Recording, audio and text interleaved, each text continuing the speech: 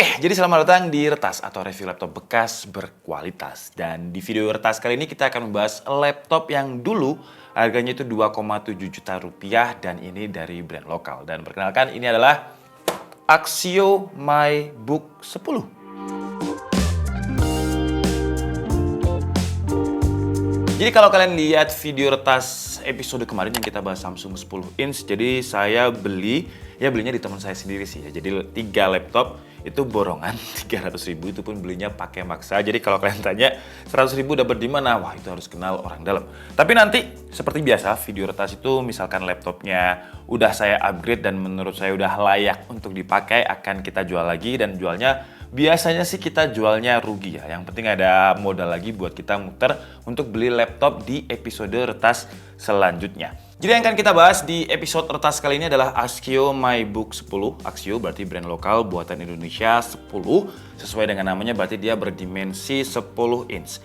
Yang seharusnya dia itu di launching tahun 2016 ya, karena dia pakai prosesornya itu Intel Celeron N3350 2 core 2 thread yang di launching pada tahun 2016.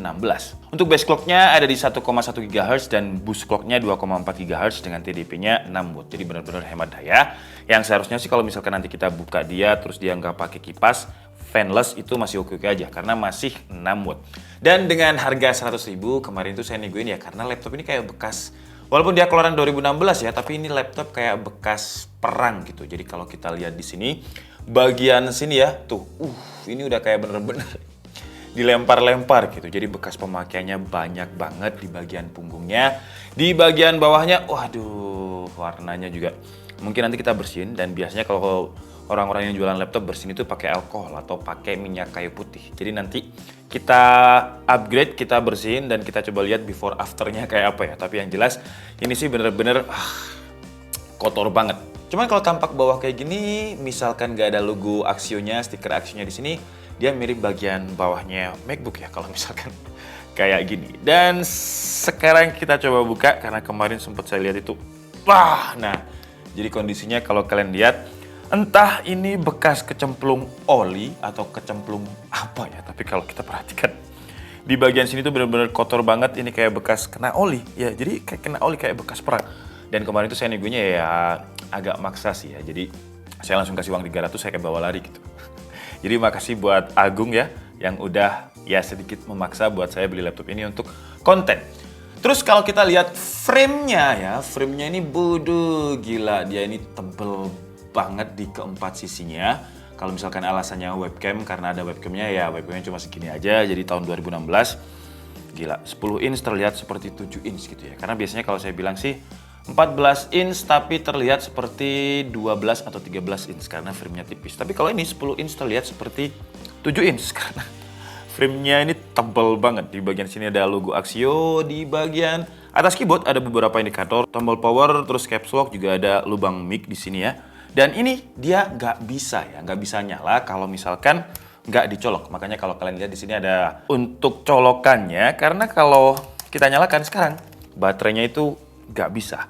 Nah, kalau saya ketikkan di marketplace, terus keywordnya itu Axio MyBook 10, yang keluar itu baterai, terus juga keyboardnya. Jadi kayaknya sih banyak orang yang cari baterainya Axio ini, makanya banyak yang jual. Untuk baterainya itu dijual 500.000. Terus untuk adapternya dijual 130.000, keyboardnya ini dijual 245.000. Banyak lah yang jualan partnya Axio MyBook ini, yang menandakan berarti banyak demand-nya. Kalau banyak demand-nya berarti sering rusaknya ya untuk Axio MyBook 10 inch ini. Oke lah, jadi mungkin sekarang sambil kita nyalain aja untuk Axio-nya, karena dia nggak bisa nyala kalau misalkan, wah ini engselnya juga susah nih. Jadi kalau misalkan tuh kayak udah mau patah gitu ya, untuk engselnya ini bener-bener kayak ini kayaknya harus dikasih oli deh kalau misalkan rantai sepeda ya, karena ini bener-bener nggak smooth. Ini misal saya buka tuh bagian bawahnya aja ngangkat ya, jadi untuk engselnya entah kurang rapat atau gimana. Jadi nanti biar tim Dik ID si Jansa yang benerin dan upgrade juga, bersihin juga, dan coba kita lihat restorasi makeovernya kayak gimana. Tapi sekarang kita coba dia untuk nyala dulu lah minimal. Untuk trackpad warnanya hitam, yang menurut saya sih jadi terlihat kurang elegan ya. Kalau misalkan memang mau bikin desainnya mirip-mirip dengan MacBook ya, sekalian aja trackpadnya ini warna putih. Tapi trackpadnya ini travel distance-nya sih enak ya, nggak terlalu pendek juga, dan feel-nya pun juga tactile-nya enak, nggak terlalu double click. Terus untuk keyboard, wah keyboardnya sih rasanya plastik banget.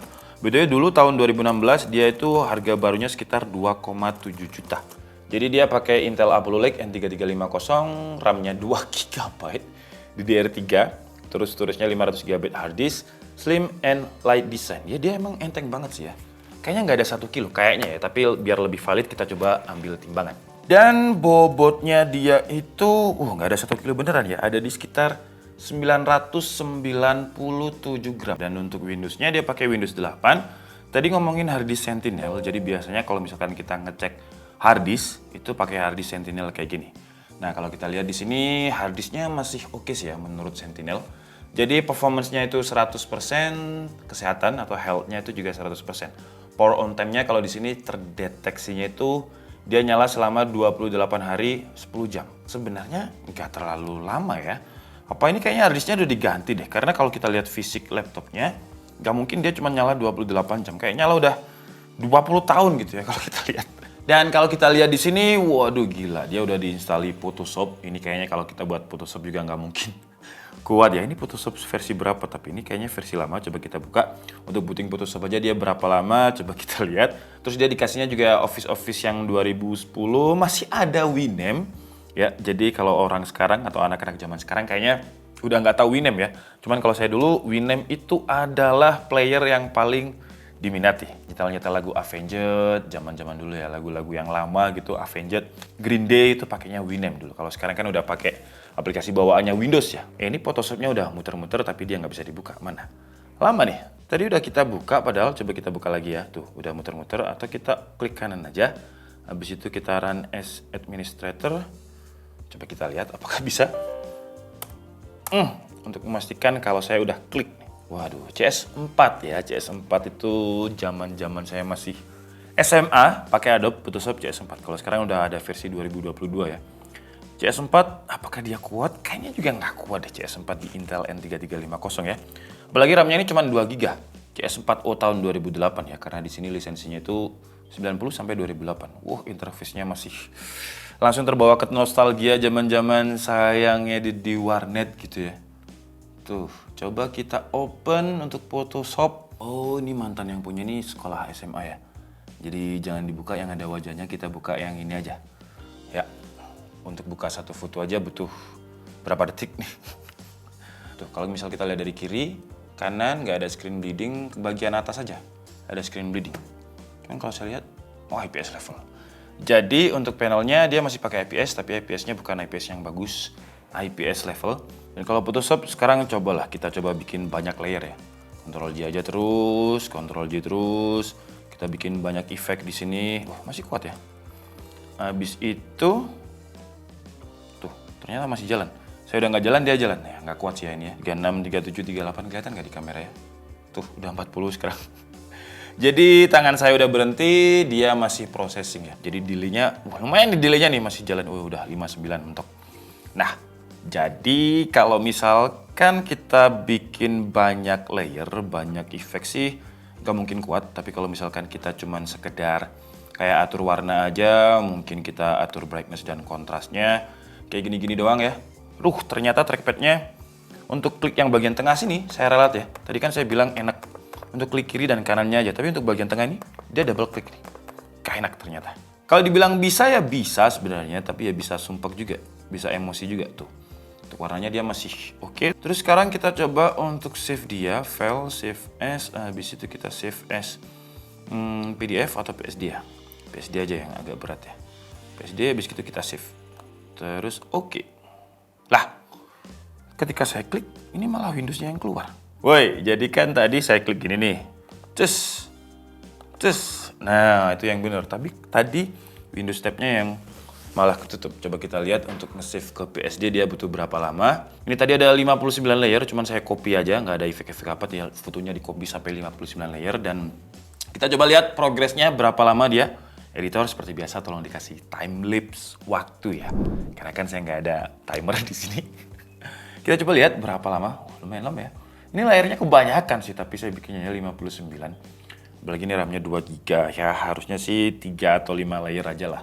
Ini sih muluk-muluk, tapi ya nggak apa-apa lah, kita coba. Ya, dan udah selesai. Lumayan cepat ya untuk 59 layer. Keyboardnya ternyata coba TAKUKU Mas. Tuh ya, Mas. S-nya nggak bisa.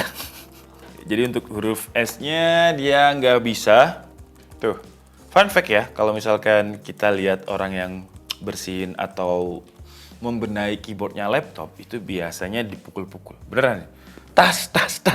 Jadi copot dulu, habis itu dipukul, dibersihin. Dan ini S-nya nggak bisa. Tapi nanti kita coba, kita challenge Yanza itu teknisinya di KID, apakah dia bisa benerin ya keyboardnya. Jadi huruf S, D, D-nya bisa tapi agak maksa ya.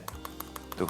Oke, jadi kalau kita lihat di bagian dalamnya ini ya, ternyata banyak area yang menurut saya masih bisa dipakai gitu. Jadi motherboardnya itu cuman segini, di sini tuh hanya port, terus ini hard disk. Di sini tuh masih banyak area yang sebenarnya masih bisa dipakai dan baterainya ini kecil banget. Baterainya cuman 14,8 watt hour ya, kecil. Dan kenapa dia rusak? Soket udah terpasang, kayaknya sih karena kalau kalian lihat dia udah nggak rata ya. Jadi istilahnya baterainya ini udah hamil, udah ngelembung, jadi udah nggak bisa dipakai. Nanti kita coba carikan, tapi untuk baterai aja 500.000 menurut saya sih terlalu mahal ya untuk baterai 14,8 watt hour aja. Cukup mahal sih ya. Terus seperti yang saya bilang tadi, karena dia TDP-nya cuma 6 watt, jadi dia nggak ada kipasnya, fanless. Prosesornya itu ada di sini, RAM-nya juga ada di sini.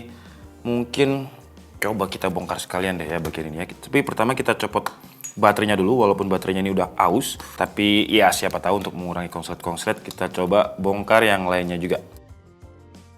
Dan udah selesai kita bongkari di sini. Waduh, ini udah thermal paste di sini, dan kalau kita lihat udah kayak nggak ada pastanya ya. Jadi nanti coba kita olesin pasta lagi, terus thermal paste-nya ini kita bersihin.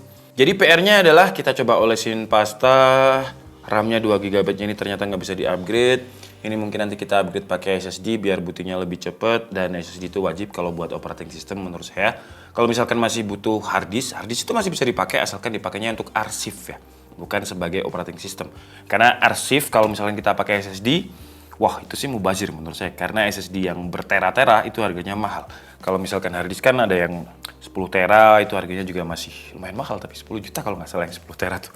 Jadi untuk SSD 10 tera kalian bisa bayangin sendiri. Jadi kalau ada yang bilang apa itu hard disk wajib pakai SSD, menurut saya sih enggak ya. SSD itu wajib kalau untuk operating system, tapi hard disk itu juga wajib untuk arsip, untuk nyimpen file yang terlalu gede. Kalau misalkan kita taruh SSD yang fungsinya hanya untuk menyimpan data aja, bukan untuk menjalankan operating system. Oh, engselnya juga tadi ada PR-nya. Jadi nanti kita coba untuk engselnya ini kita benerin, apakah harga benerinnya, harga restorasinya itu nanti saya coba lihat harga bekasnya Axioma iBook 10 ini berapa. Kalau masih di 1 jutaan sih kayaknya nggak layak untuk direstorasi ya, karena biaya restorasinya udah lebih dari harga bekasnya yang sekarang. Oke lah, jadi mungkin cukup segitu aja video retas kali ini. Kalau misalkan kalian punya laptop yang jadul, yang mungkin nggak kepake dan dijual murah, silakan kirimkan ke DKID ya. Jadi kita bisa restorasi, terus nanti kita jual kepada mungkin yang lebih butuh dengan harga yang modal, harga yang sama kayak biasanya di video retas. Saya Dika Stabudi and see you on the next video. Bye-bye.